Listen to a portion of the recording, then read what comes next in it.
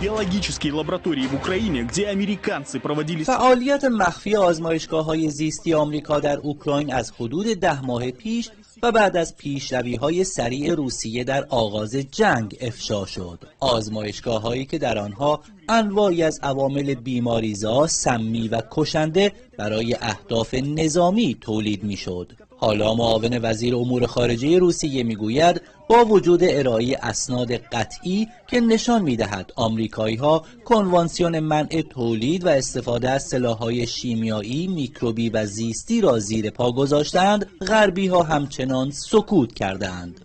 На истинный характер взаимодействия Пентагона и его подрядчиков с украинской стороной в военно-биологической сфере. کشورهای غربی شواهد آشکار درباره فعالیت آزمایش‌های تولید تسلیحات زیستی امریکا در اوکراین را به رسمیت نمی‌شناسند و حتی نسبت به اطلاعات کسب شده واکنش سیاسی هم نشان نمی‌دهند. اقدام غربی‌ها بیش از هر چیز تخریب کنوانسیون منع استفاده از تسلیحات شیمیایی زیستی و سمی است. اما چرا کشورهای غربی در برابر نقض آشکار قوانین بین المللی از سوی آمریکا ساکت ماندند؟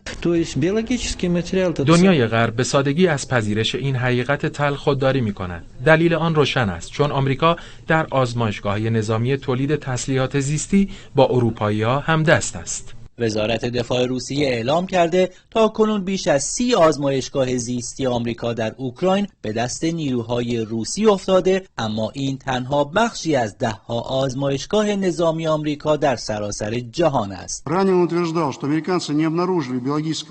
تاکنون فقط بخشی از فعالیت‌های نظامی آمریکا در زمینه تسلیحات زیستی در اوکراین فاش شده.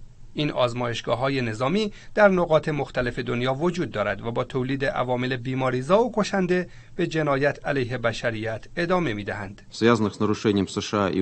روسیه سکوت مجامع بین المللی در برابر آنچه صادرات مرگ توسط آمریکا خوانده به شدت انتقاد کرد. مقامات روسی بارها اعلام کردند که اسناد و شواهدی غیر قابل کتمان از دست داشتن آمریکا در تولید تسلیحات زیستی را به دست آورده و آن را در اختیار سازمان ملل نیز قرار دادند، اما این نهاد بین المللی زیر فشارهای سنگین آمریکا و غرب قصد ندارد درباره این جنایت هولناک آمریکایی ها اقدامی صورت دهد.